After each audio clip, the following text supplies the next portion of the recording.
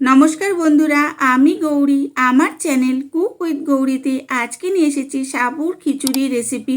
এটা আপনারা যে কোনো উপবাসের দিন বা যে কোনো নিরামিষ বানানোর দিন এটা আপনারা অবশ্যই বানাতে পারেন। এটা বানানো খুবই সোজা। এখানে আমি কিছুটা সাবু 2 ঘন্টার মতন জলে ভিজিয়ে রেখেছি। আমি এখানে ছোট দানা সাবু ব্যবহার করেছি। এছাড়া সবজি হিসাবে গাজর, বিনস, আলু, ফুলকপি আর ক্যাপসিকাম আমি এখানে পরিমাণ বুঝে কিছুটা মাঝারি সাইজ করে কেটে নিয়েছি। আর এখানে আমি একটা প্যান নিয়েছি। প্যানটা হালকা একটু গরম হওয়ার পর আমি এখানে যতটা আমি সাবু নিয়েছি সেম একই মাপের আমি এখানে মুগ ডাল নিয়েছি। মুগ ডালটা একদম লো ফ্লেমে আমি হালকা একটু ভেজে নিয়েছি। যখন ভাজার একটা সুন্দর গন্ধ হবে তখন এটা নামিয়ে নেবেন। এরপর আমি এখানে একটা কড়াই নিয়েছি। কড়াইতে একটু জল গরম করতে দিয়েছি। ডালটা আমি এখানে একবার হালকা একটু ধুয়ে নিয়েছি নোংরাটা কাটানোর জন্য। তারপর ওই গরম জলের মধ্যে মুগ ডালটা আমি দিয়ে দেব। দিয়ে কিছুক্ষণে একটু নাড়াচাড়া করে নেব। নেওয়ার পর মুগ ডালটা যতক্ষণে সিদ্ধ হচ্ছে বন্ধুরা, ততক্ষণে আমি পাশের কড়াই নিয়েছি একটা। সেইখানে একটু কড়াইতে কিছুটা তেল দিয়ে অল্প কিছুটা পরিমাণে বাদাম আমি হালকা একটু লাল লাল করে ভেজে নিয়েছি। খুব ভাজার দরকার নেই, একটু কালারটা চেঞ্জ হলে আপনারা বাদামগুলোকে অন্য একটি প্লেটের মধ্যে তুলে নেবেন। এরপর ওই একই তেলের মধ্যে আমি অল্প একটুখানি কিশমিশ একটু ভেজে নিয়েছি। কিশমিশ বেশি ভাজবেন না, কারণ ভাজলে ওর স্বাদ তিতো হয়ে যায়। একটু তেলে নাড়াচাড়া করে কিশমিশটা আমি ওই প্লেটে তুলে নিয়েছি। একইভাবে ওই তেলের মধ্যে আমি যে সবজিগুলো কেটে রেখেছিলাম সেই সবজিগুলো আমি এর মধ্যে সব দিয়ে দেব।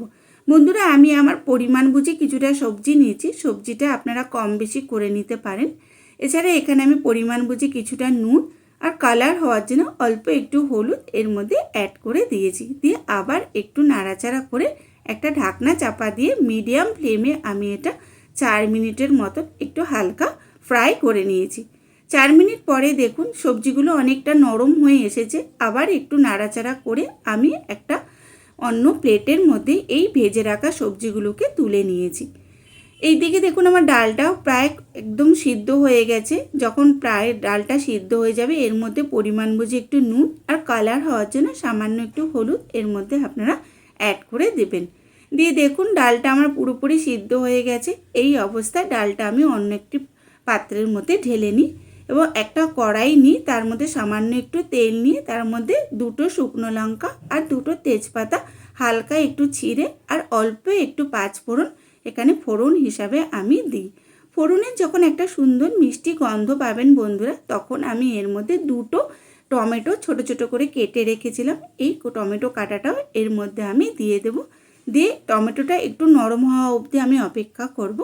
নরম হয়ে এলে তার মধ্যে সামান্য একটু ধনে গুঁড়ো, জিরে গুঁড়ো, কাশ্মীরি লঙ্কার গুঁড়ো এর মধ্যে আমি অ্যাড করে দিই। এটা আমি কালার হওয়ার জন্য দিয়েছি কাশ্মীরি লঙ্কাটা। এটা বন্ধুরা একদমই ঝাল হয় না।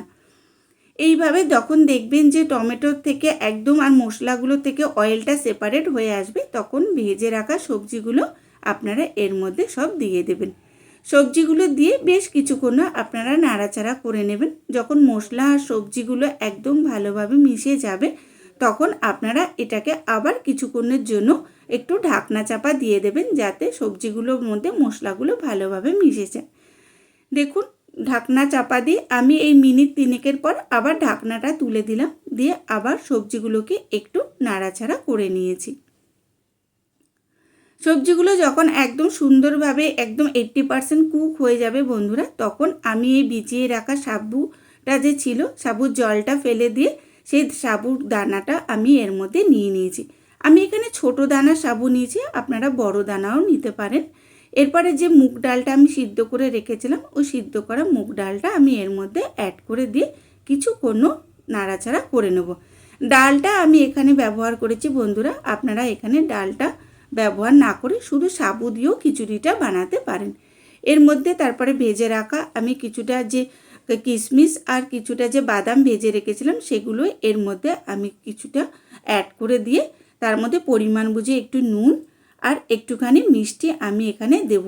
চিনিটা আপনারা আপনাদের মাপ বুঝে নেবেন, নুন আর চিনি কতটা আপনারা দেবেন। আর সবার শেষে আমি এর মধ্যে একটুখানি গরম মশলা অ্যাড করে দিয়ে একটু হালকা নাড়াচাড়া করে দেব।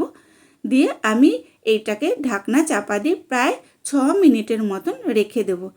আর এই সময় আমি একদম গ্যাসটাকে বন্ধ করে দেব। এরপরে দেখুন বন্ধুরা, 6 মিনিট পর আমি ঢাকনাটা খুললাম। খুলে দেখুন আমার এই রেসিপিটি একদম কমপ্লিট হয়ে গেছে। এটা বানানো ভীষণ সোজা এবং খেতে ভীষণ টেস্টি হয়। আপনারা একবার হলো এটাকে ট্রাই করে দেখবেন। আর আমি এই রেসিপিটি বন্ধুরা সম্পূর্ণ তেলে করেছি। আপনারা তেলের জায়গায় এই রেসিপিটি ঘিতেও করতে পারেন।